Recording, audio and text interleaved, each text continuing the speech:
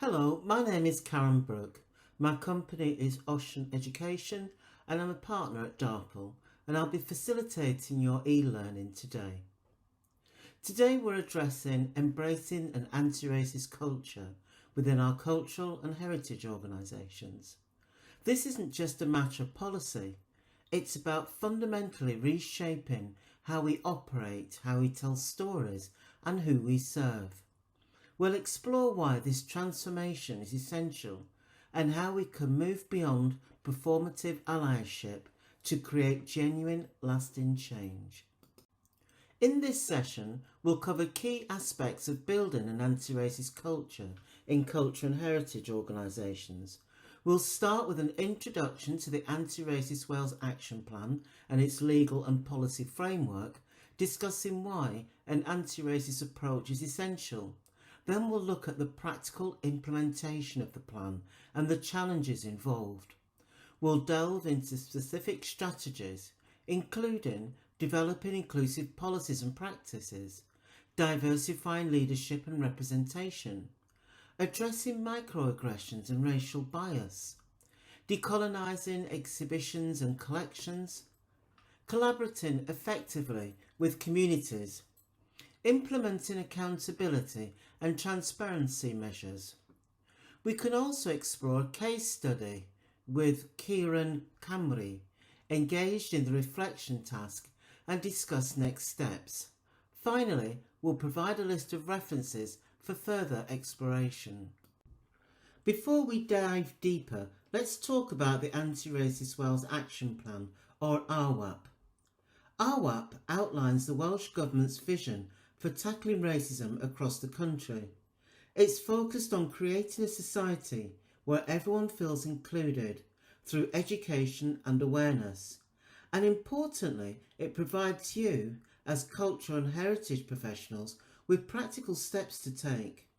These steps, like developing new policies, providing training and engaging with all communities, including Black, Asian and minority ethnic, including Romani Gypsy, Roma and travellers, support creating the positive change we want to see.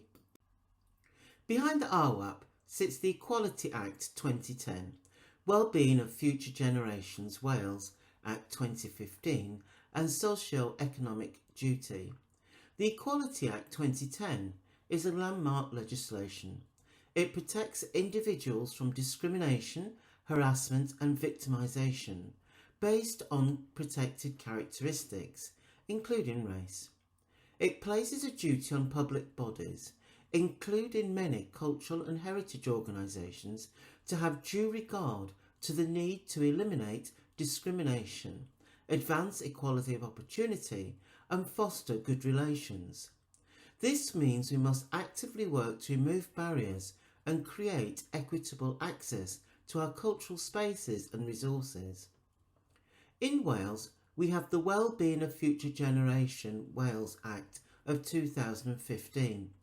This Act sets out 7 wellbeing goals for Wales, including a more equal Wales. It requires public bodies to consider the long-term impact of their decisions on future generations. This aligns perfectly with the ArWAP's goal of creating a more just and equitable society for all, ensuring that our cultural heritage is accessible and relevant for generations to come. We also have socio-economic duty. This duty requires public bodies to consider how their strategic decisions can reduce socio-economic inequalities. This is particularly relevant in the culture and heritage sector, where we must address the systemic barriers that prevent communities experiencing socio-economic disadvantage from fully participating in cultural life. It highlights the importance to remove economical barriers that may stop people from accessing culture. Building on these legal foundations, the ArWAP provides a clear roadmap for achieving an anti-racist Wales. It sets out specific actions and targets for public bodies, including cultural and heritage organisations, to address systemic racism and promote inclusive practices. We are responsible for implementing the ArWAP's goals in our sector and creating culturally safe environments. To understand why an anti-racist approach is needed, we must first acknowledge the reality of racism. It exists and it negatively impacts Black, Asian and minority ethnic communities, affecting opportunities, well-being and sense of belonging. The Anti-Racist Wales Action Plan, ArWAP, sets a clear expectation for all sectors, including culture and heritage, to actively combat racism. We have a mandate to act. Culture and heritage provision can inadvertently perpetuate or actively challenge systemic racism. An anti-racist approach is essential to dismantling these inequalities and ensuring equitable access to our cultural resources. Wales is a diverse nation. Our cultural and heritage spaces must authentically represent and celebrate this diversity and history, reflecting the lived experiences and contributions of all communities. An anti-racist approach fosters inclusive environments where everyone feels valued, respected, and has a genuine sense of belonging. It's about creating spaces where all can see themselves reflected. It is our ethical responsibility to ensure that our cultural and heritage practices are equitable and just. We must actively work to dismantle bias and create a sector that upholds the principles of fairness and respect for all. An anti-racist approach is not optional. It's fundamental to creating a culture and heritage sector that truly serves all the people of Wales. So how do we actually do this? How do we take the Anti-Racist Wales Action Plan and turn it into real, tangible change within our culture and heritage organisations? It's a journey, a process, and it requires us to be intentional and consistent. First, we need to look inwards. Let's really examine our policies and practices, not just skimming them, but holding them up to the light and asking, where are the biases and where are the barriers? And then we revise and we rewrite them. We need to look around us. Who's at the table? Who's telling the stories? We need to actively diversify our representation in leadership, in staffing, in our programming. We need to create spaces where Black, Asian and minority ethnic voices are not just present, but they're leading, they're shaping and they're defining. And we need to look back. We need to confront the colonial legacies that are woven into our collections and narratives. And we need to decolonise, to reframe, to tell the whole story, honestly and respectfully. But we can't do this alone. We need to look outwards to our communities, and we need to build genuine relationships and listen and learn to ensure that their voices are not just heard, but they are central to everything we do. To support all of this, we need to look to our teams. We need to equip them with the tools and the knowledge and the understanding to address racism and promote inclusion. We need to invest in anti-racism professional learning and make it an ongoing part of our professional development. And finally, we need to look ahead. We need to monitor our progress, to evaluate our impact and to hold ourselves accountable. This isn't a one and done project. It's a continual process of learning and growing. There are significant challenges we face together. There's an increased prevalence of racist rhetoric and divisive politics in the Western world, which creates a hostile environment that directly impacts Black, Asian and minority ethnic communities. This external pressure can seep into our institutions and organisations, influencing our narratives and practices. Looking closer at individual practice, many within the sector lack the necessary racial literacy to effectively address systemic racism. This includes a limited understanding of historical context, implicit and affinity bias, and the complex ways racism manifest. Even with good intentions, many organisations employ inadequate anti-racist practices that perpetuate harm. Let's unpack some of these problematic approaches. Colourblindness. Ignoring the impact of race and systemic racism, pretending we all live in a post-racial society. Trivialisation and denial. Downplaying or dismissing racist expressions and experiences, invalidating lived realities. Exceptionism. Treating racism as a rare occurrence rather than a systemic issue, avoiding addressing the larger system. Exotification. Romanticising racialised groups through stereotypes, reducing them to exotic caricatures. Stigmatisation. Focusing solely on negative and victimising portrayals of racialised groups, reinforcing harmful narratives. Tokenism. Using marginalised individuals as symbols without giving them real agency or addressing systemic issues, creating a false sense of inclusion. Tolerance pedagogy. Requiring marginalised groups to make their histories relatable to the white majority, centering the white perspective and not the marginalised one. We then have the issue of under and misrepresentation. Too often, Black, Asian and minority ethnic communities are simply absent from our spaces, or when they are present, they're reduced to stereotypes and caricatures. Their stories are told without context, without nuance, without their voices. This creates a sense of alienation, a feeling that it isn't for me and my story doesn't matter. Then there's the problem of Eurocentric narratives. For too long our history has been told from a single dominant perspective, erasing the contributions and experiences of non-European cultures. This isn't just a matter of omission, it's a matter of distortion. It perpetuates a power imbalance, reinforcing colonial legacies and denying the richness of our shared history. We need to understand that history isn't a singular story. It's a chorus of many voices that all deserve to be heard. And finally, we have the challenge of poor community collaboration.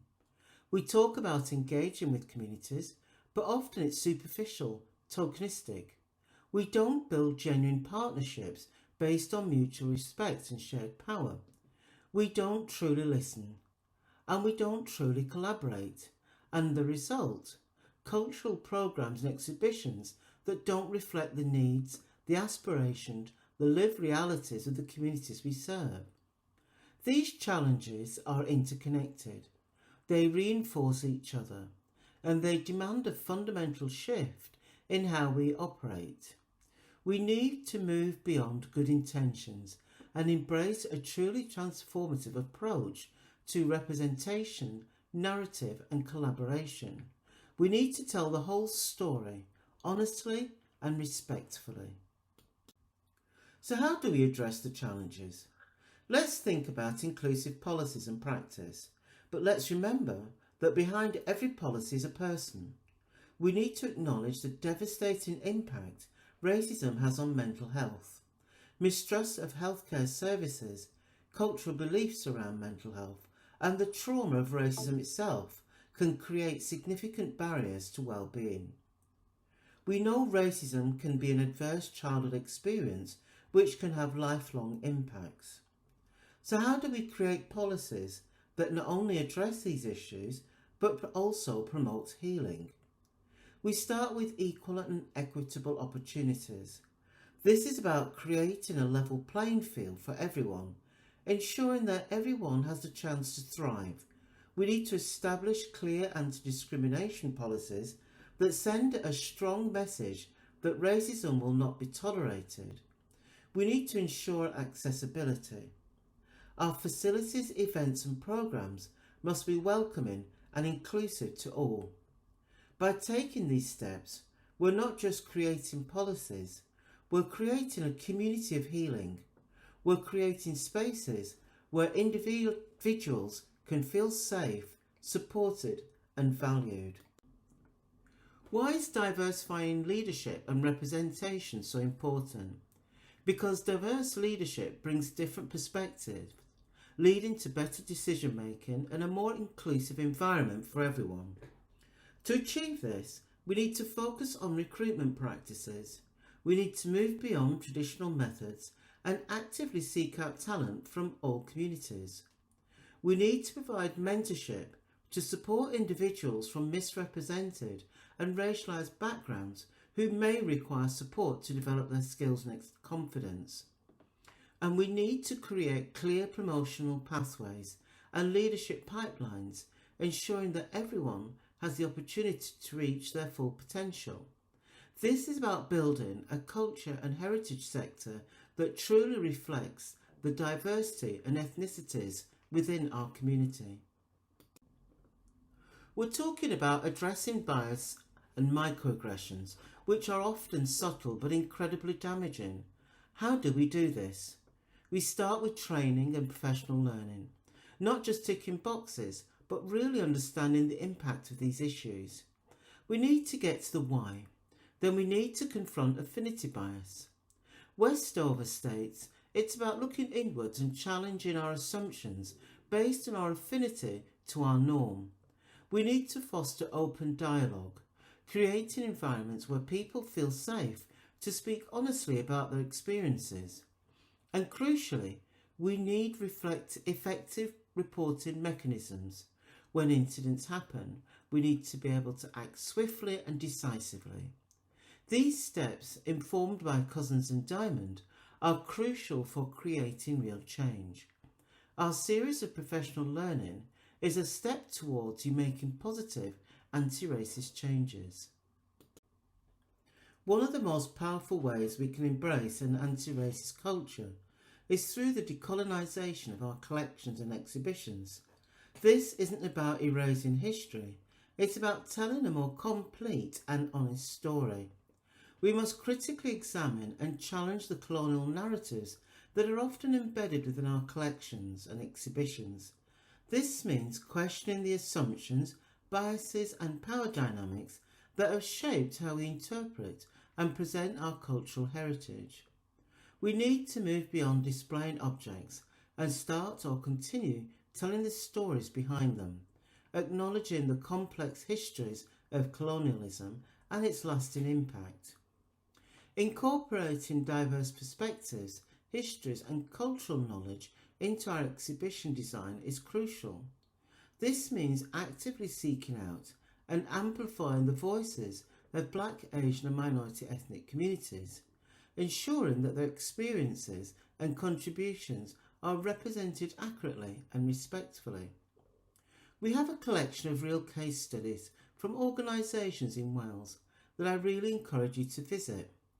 You will see groups successfully challenging the idea that there is one single correct way to tell history and instead embrace the multiplicity of narratives. Collaboration with communities through co-curation is essential for ensuring authentic representation. This means sharing power and decision making with those whose cultural heritage is being displayed. Co-curation, similar to co-creation, allows for a more democratic and inclusive process where communities have ownership over how their stories are told. This ensures that the exhibition reflects the community's lived experience and not a perceived experience. By decolonising our collections and exhibitions, we can create spaces that are not only more inclusive, but also more intellectually rigorous and culturally relevant. We can move from being gatekeepers of history to being facilitators of dialogue and understanding. This slide focuses on the vital importance of genuine community collaboration, a cornerstone of building an anti-racist culture in our culture and heritage organisations.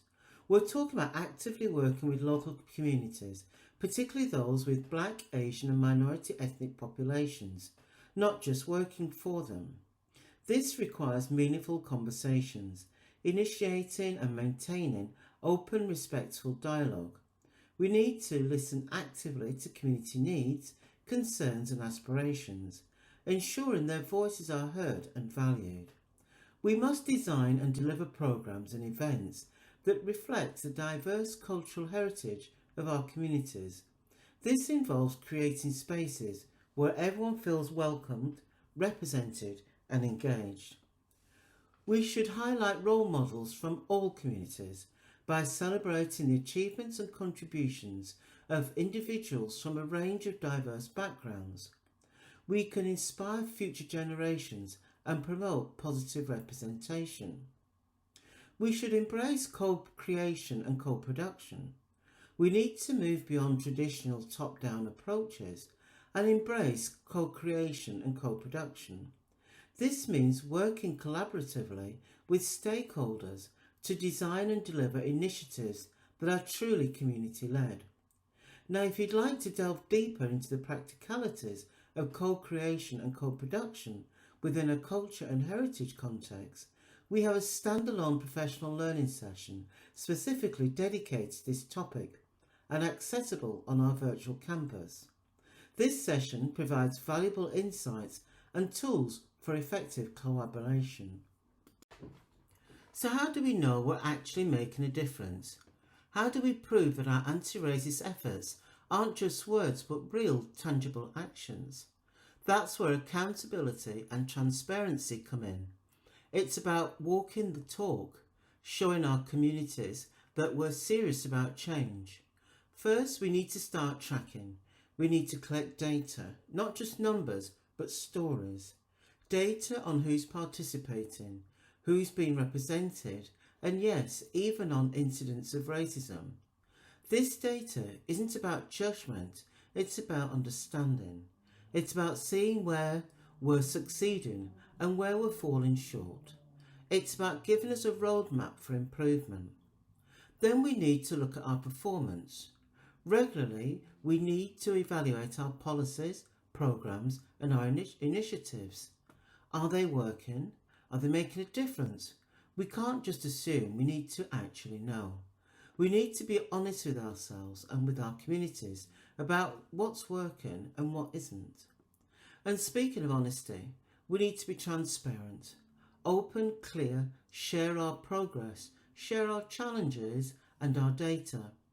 Build trust by showing that we're not afraid to be held accountable. We need to create an environment where feedback is welcome, where dialogue is encouraged. And to make this more concrete, let's think about some practical steps. Look at our leadership. Who's in the room where decisions are being made? Who's shaping our directions? Are we truly reflecting the range of diversity of our communities? Measure our demographics, not just as a tick box exercise, but as a way to understand who we're reaching and who we're missing. Evaluate our programs. Are they engaging a diverse range of audience? Are they making a meaningful impact? Build an equity data bank, a central repository of information that informs our decisions and tracks our progress over time. This case study tells a story of a powerful project that aimed to uncover and celebrate a vital yet often overlooked part of Welsh history, the contributions of the Royal Indian Army Service Corps, or RIASC, during World War II. It's a story about history, community and the fight for inclusion. The project had a clear set of objectives. It wanted to dig deeper into the archives to document the RIASC's role. It wanted to promote understanding and appreciation for the diverse range of histories that make up Wales. And crucially, it wanted to challenge racism and foster a sense of belonging within Black, Asian and ethnic minority communities. And what did they hope to achieve? Intended outcomes including building a rich archive, creating engaging exhibitions and educational resources, raising public awareness, strengthening community ties and providing valuable skills to those involved. How did they do it? Well, it was through a range of key activities. They delved into archival research, uncovering hidden stories. They engaged with communities, collecting oral histories and hosting workshops. They developed and delivered 4 public exhibitions, bringing their findings to life. They hosted public Q&A sessions, bringing historians and military personnel into the conversation. They even produced a documentary capturing the heart of the project, and they digitalised photographs and documents, making them accessible online. Of course, there were challenges. Coordinating schedules, securing venues and adapting to the unexpected setbacks weren't easy, but they persevered and they saw incredible successes. They adapted their strategy, built strong partnership, delivered impactful exhibitions, gathered invaluable historical documents and created a moving documentary. The key results speak for themselves. Increased public awareness, enhanced understanding of diverse histories, developed educational resources, strengthened community bond, and provided valuable skills to participants. And the potential impacts are far-reaching. This project has the potential to reshape how we understand Welsh history, to foster greater appreciation for the contributions of ethnic communities, and to inspire future projects that celebrate the richness and diversity of our nation. Reflection is a crucial part of learning and growth. This slide invites you to take a deeper look at your own and/or your organisation's journey towards building an anti-racist culture. Read a few of Darple's culture and heritage case studies, then begin to think about your own organisation. Start by acknowledging your strengths, what you are doing well and why. Recognising your successes is essential for building confidence and momentum. Next, be honest about your challenges. What could you improve upon and why? Identifying areas for growth is the first step towards positive change. Then prioritise your efforts. What area of improvement is your priority area? Focus on what will have the most significant impact on your organisation. Finally, think about how you'll celebrate your successes and address your challenges. How will you approach celebrating what you're doing well as developing your priority area? This is about creating a culture of continuous improvement and celebration. Take some time to reflect on these questions and consider how you can apply these insights to your work. Record your reflections on the supporting task sheets and please send them into Darple at cardiffmet.ac.uk to share your thoughts and complete this session. As we wrap up today's session, let's reiterate that creating an anti-racist culture in culture and heritage is a long-term commitment. It requires ongoing collaboration and a dedication to continuous learning. To continue your learning, we recommend exploring the Darple case studies, which showcase real Welsh examples of anti-racist initiatives. Take advantage of our bite-sized learning resources, designed to provide you with practical knowledge and skills. And most importantly, begin with self-reflection. Examine your own perceptions, ideas and experiences before you move on to addressing organisational level change. We've reached the end of our session, but the journey towards building an anti-racist culture is ongoing. We encourage you to continue your learning and exploration. Here are some references that you may find helpful. Thank you for your time.